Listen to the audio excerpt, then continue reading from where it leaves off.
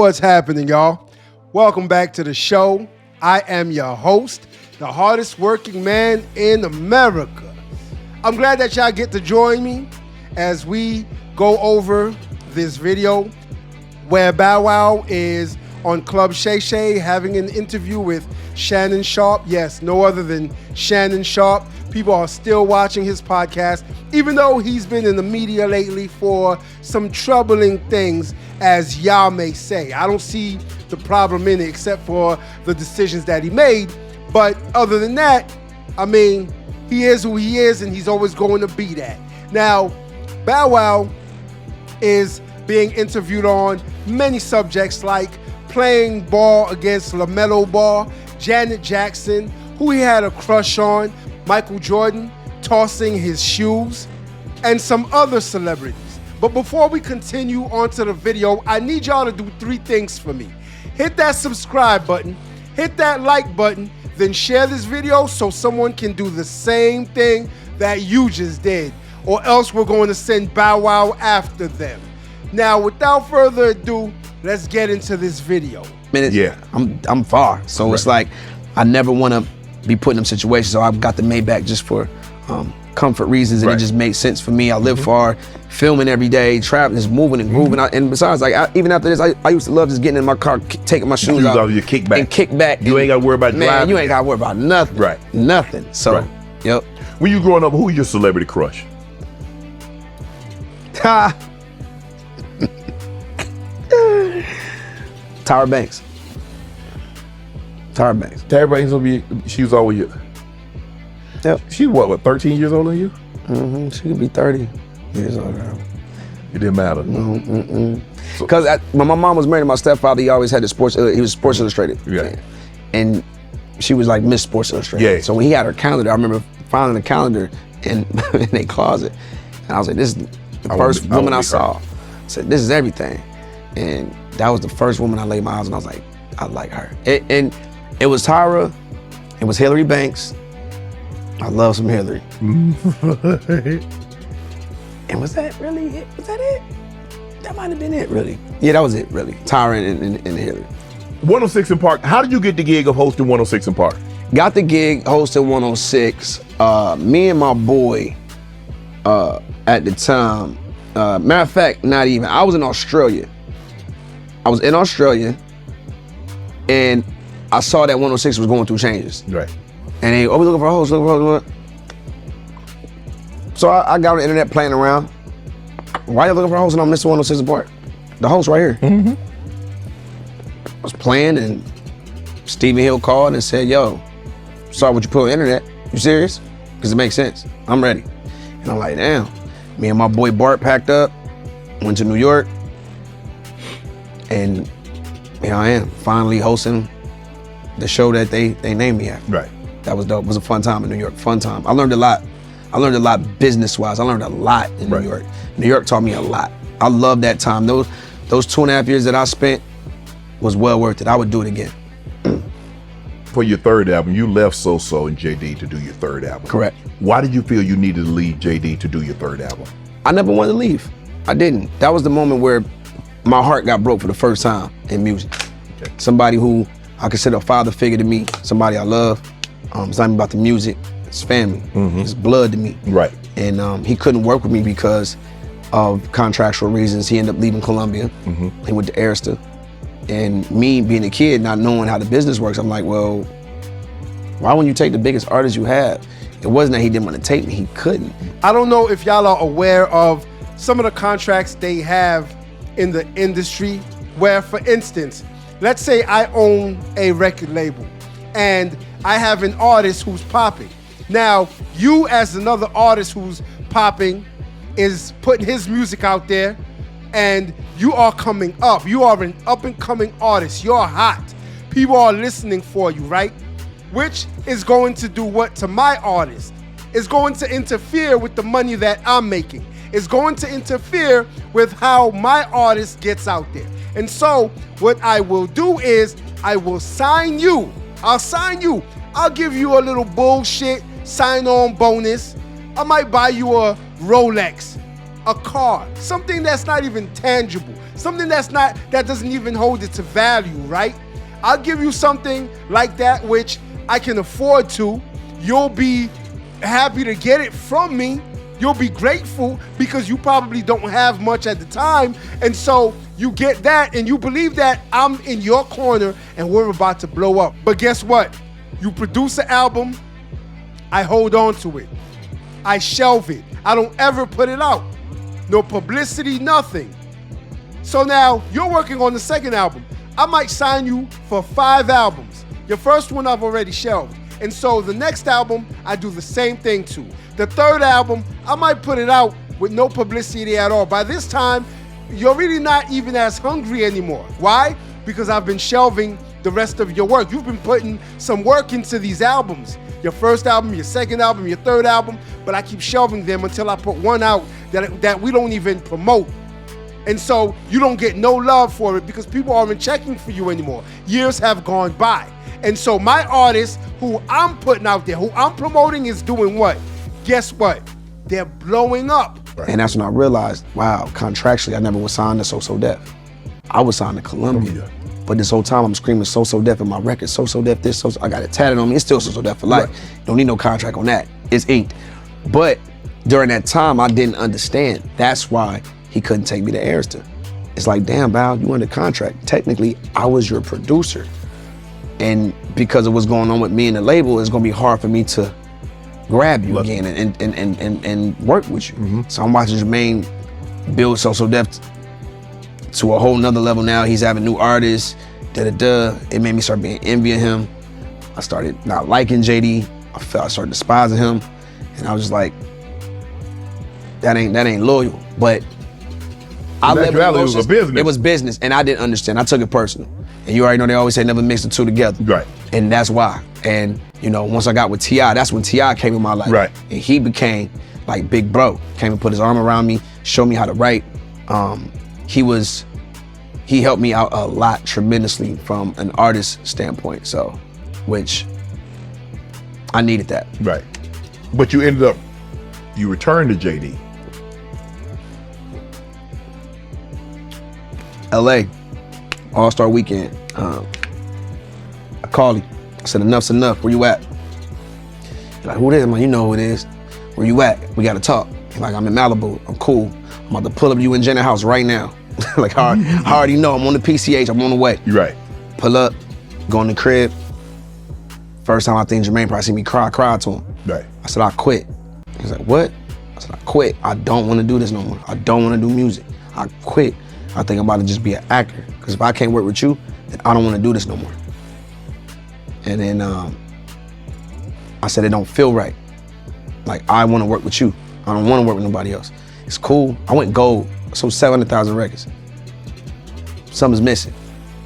And when you had a hit, this is me talking to Jermaine. Right. This new So So Def thing you kicking, it ain't it. Weak. None of this ain't going nowhere. Like, why are you wasting time? And you got your guy right here. You gonna just leave me over there like that? He saw the materials. He said, all right. Woke his ass up. Here come Let Me Hold You, #1. Here come Like You with Sierra, #1. Fresh as I'm in, boom. Shorty Like Mine, Chris Brown, #1, boom. That talk we had in that kitchen at their house at the time, it ignited a fire in JD. And my man came back with a vengeance. Then you look on the chart, Mariah #1, Like You #2, Mariah 3, Bow Wow 4. Jermaine had the top 5 was all JD. Me and Mariah. 4 songs is me and Mariah, they his records. So just like how early on we were talking about how Jermaine know how to get to his artists, I know how to get to JD. Right. I know exactly what to do, what to say to bring it out my dog. And it worked every time. Right.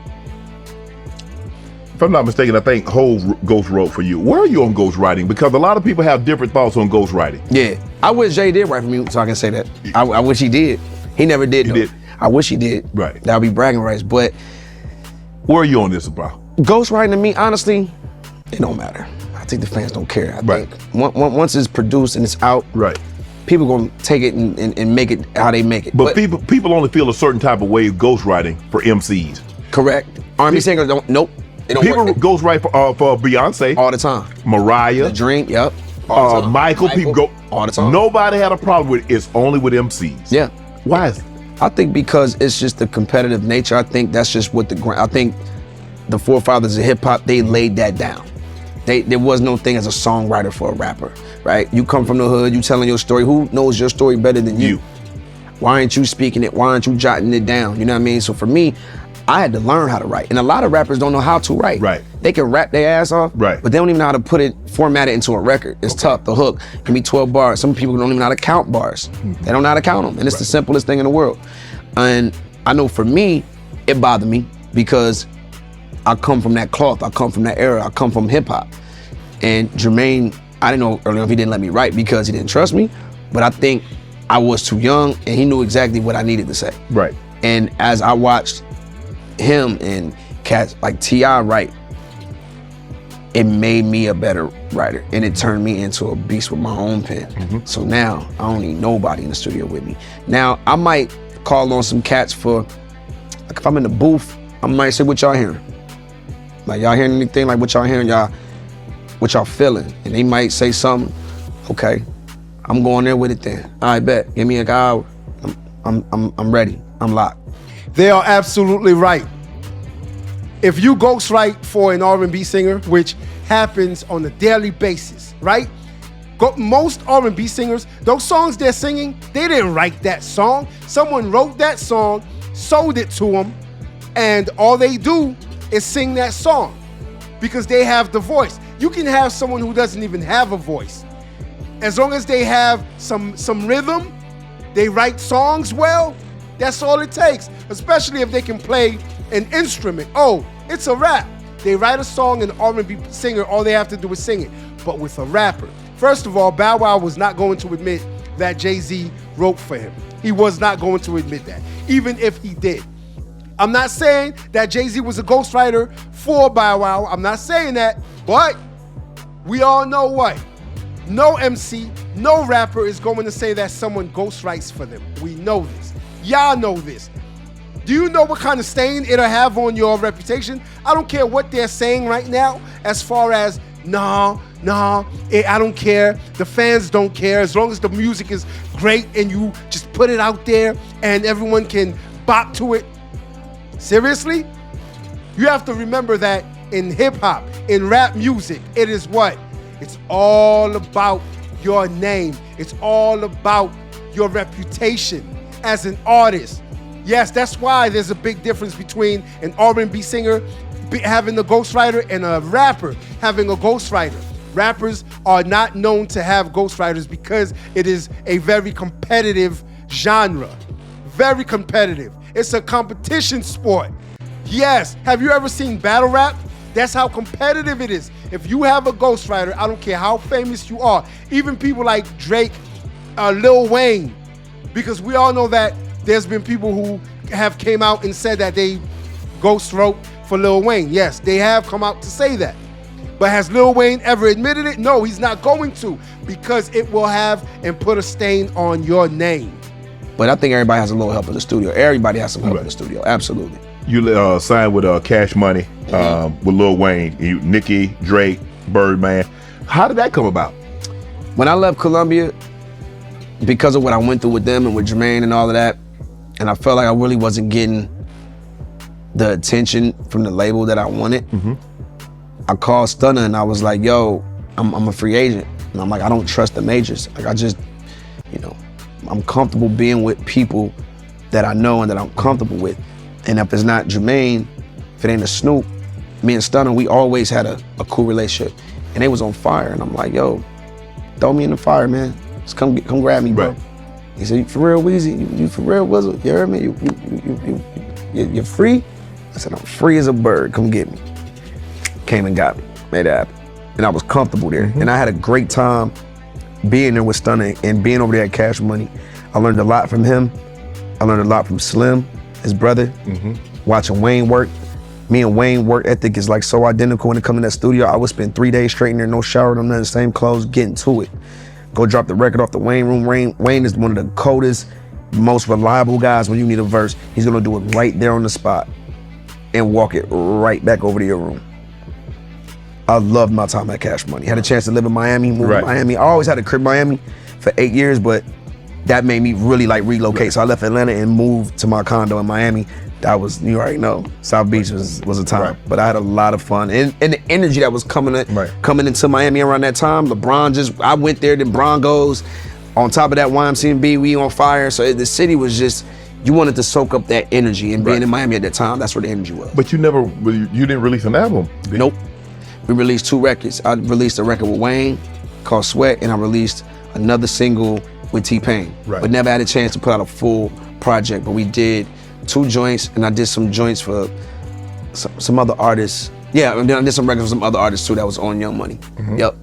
And then you ended up signing. You signed with Diddy for a while once you left there. When I left there, didn't sign with Puff, but I did. It was more of like a management type of thing. Okay. With his guys, Right. it was more that because that was around the time where I was learning from him, and I just needed that. I once again somebody that I could trust, somebody I knew who knew the game and had my best interest. I was never gonna sign with him, Right. But that the management side of things, I was gonna let them rock with that. But we didn't never really dive into it deeply. It was just really like a thing in the air, really. You got a new song, if I'm not mistaken, with Chris Brown called "Use Me." Mm-hmm. How did you and Chris Brown? How did that collab come about? Brown, like you playing, like you out here selling out arenas, and you ain't got the new, like what are you doing? You gotta compete, man. You competing. Right.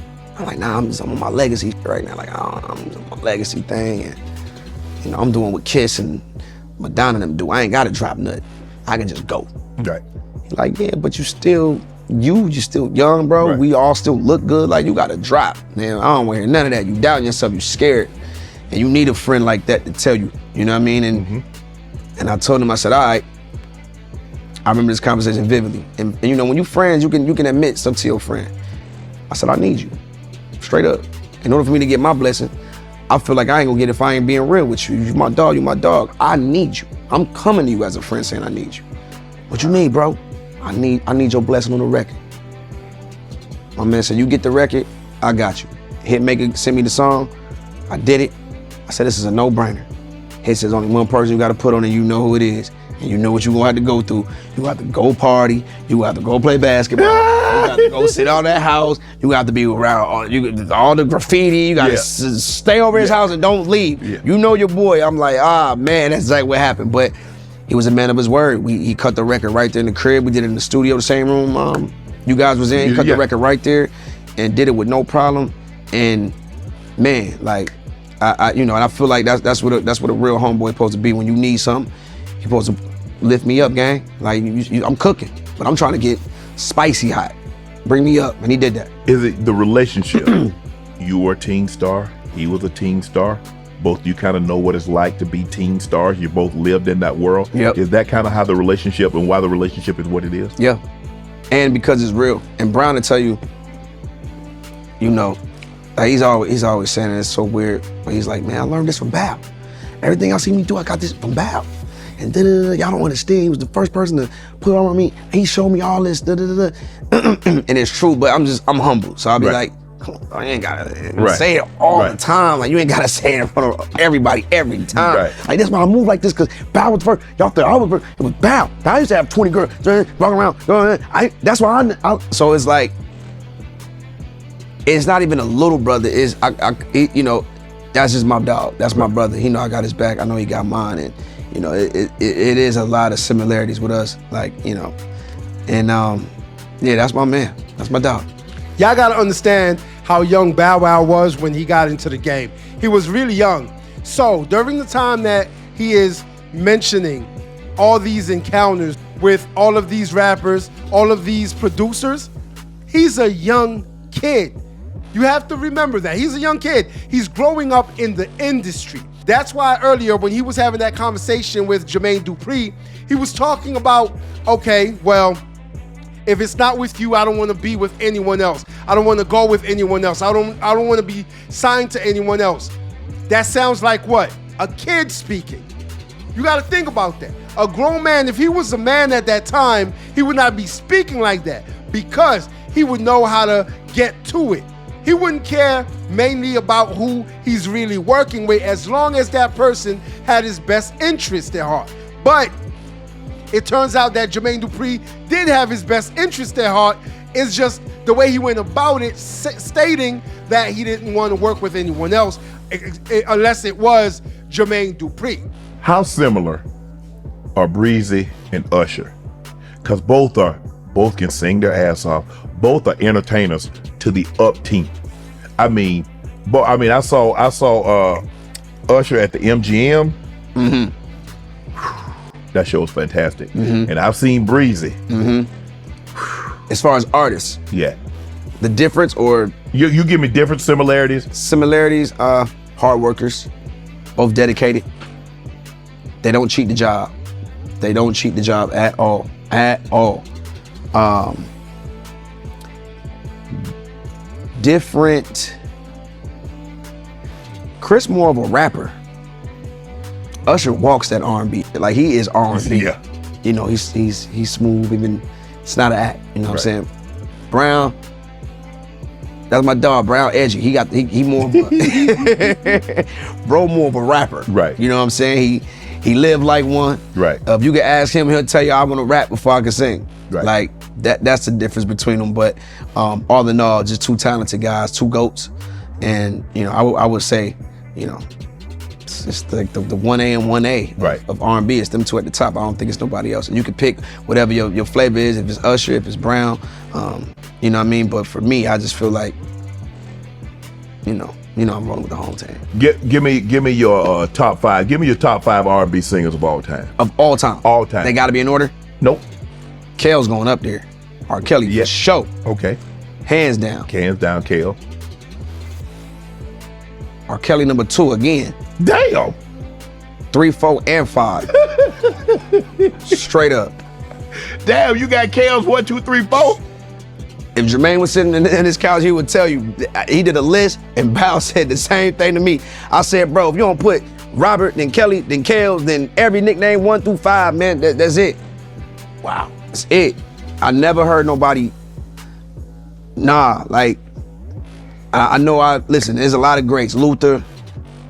Marvin. So many Marvin. There's so many, but I feel like he's just such a R&B genius. He learned and took from every last one of the greats and just molded it all in one. Like even the I've realized where he got that from. Right. I'm like, I thought he invented that. Oh, he got this from Bobby Womack. That's Bobby Womack thing. I'm like, okay. It's effortless. And I've seen it in person. When we worked on I'm a Flirt, this man really called me and said, "Now, right now, I'm listening to this record and I'm trying to figure out exactly what I'm gonna do with it. What you hearing? Matter of fact, you ain't even gotta tell me what you hearing. I think I got it. I'm gonna call you back in 5 minutes. Give me about 10. Hung up, calls back. I'm here. And he's here. I'm like, what you talking about? It's a boy. I'm like, what? It's a hit. Play that. I'm a Flirt. Soon as I see you, I'm like this. Now, Ronnie, I was sitting at the board trying to come up with a hook. He said, I know. For about 4 hours. Yeah. And he just comes back with I'm a Flirt. So simple, so easy. Doesn't overwrite, doesn't oversing. If you listen to any of his records, they're very simple. And it's just different, man. But he the GOAT. I got him. Yeah. I don't get it. All the personal, whatever, that's that. We talking artistry, right? Studio, that mic, them vocals, that pen, ain't nobody touching Kale's. Wow. Nobody. I stand on that. To me, he the MJ of R&B. So you say the pen, you put him up there with Quincy? With Stevie? His pen is crazy. Quincy and Stevie, Bow? You know who R. Kelly wrote for? You know the records he wrote? Do you know who Quincy? Of course. Q? Of course. Frank? Of course. Mike? Yes. Jay-Z? By the way, he wrote for Mike too. Ooh, Kale's wrote for Mike. You Are Not Alone. Yes. Kale's wrote that. Like, this is not like it's no limit to the pen. Like when there's no limit to your pen, bro, like, yeah. Yeah, I get mad, jealous sometimes because I'm just like, I wish it came that easy. Ideas just pop, just bam, like just came that fast, and the hook just comes that fast. Yeah, he's the greatest. How did you feel when Drake gave you your flowers, said if it wasn't for you, there would be no him? Do y'all think Bow Wow is throwing a little shade at Usher and Chris Brown? Because, hear me out now, I find it a little weird that they were just discussing Chris Brown and Usher and the comparison between the two. They're both in R&B. They're both great R&B singers. I give them that, most definitely. Very talented. So, when Shannon asked Bow Wow about his top 5, I swore he was going to put who? Even if it wasn't number 1, even if they weren't number 2, I swore he was going to put Chris Brown because he just said what? That's my brother. That's my brother. That's what he just said. So I thought he was going to put Chris Brown on the list, and I thought he was definitely going to put Usher on the list because someone that I know just compared Chris Brown to Michael Jackson. They said he is the closest to Michael Jackson. And now Bow Wow just snubbed the both of them, and he put R. Kelly on 1, 2, 3, 4, and 5. When all he had to do was put R. Kelly on 1. You be the judge. You let me know in the comment section if you believe he was just snubbing Chris Brown and Usher. Let's finish this video.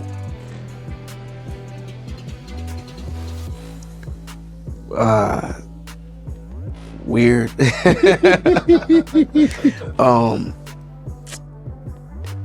You know, cause I'm a humble dude. Like it's weird. Like I guess because I'm me and I did the work, and I'm not sure if you feel the same way. But when you're you and you're doing the work, you don't really have the time to sit and look at what everybody else sees. You on the journey. You're on the journey. I don't want to see it until I'm feet up and I can watch the whole movie over again, right? And yeah, it was dope though. It definitely was dope. And even when he even when he called me, you know, there was so many people that Drake could have called for Atlanta to have him walk out, but he actually DM'd me and was like, bro, I need that Bow Wow walk out and make sure you bring them do-rags with you too. And I was like, all right, I got you. And I remember telling my boys, you know, I forgot what we was doing, but we were in the house just sleep. And I was like, man, Drizzy just hit me, man, told me want me to walk him out. And the boys jumped up like, what?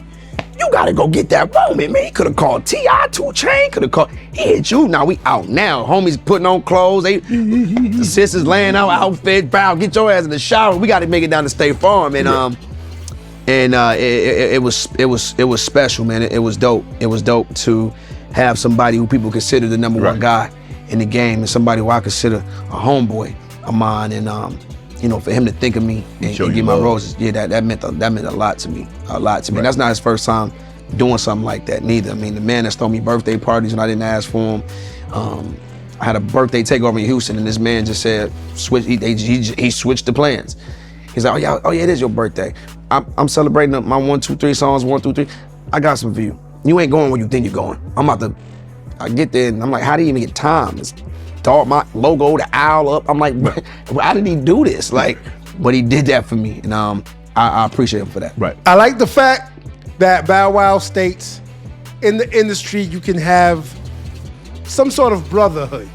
I like the fact he stated that, where he just explained how some of the top artists now still give him his props. They still give him his flowers. They tell him that we would not be here without you, which I do believe, because Bow Wow did start the game really young. And when I tell you my man has had hits, my man has had hits. If you don't know who he is, if you've never heard of him, if you're too young to have listened to his music, you need to go check him out. I guarantee you, you're going to say he's got hit after hit after hit. Until next time. If you like this video, like, share, and subscribe to the channel for more content.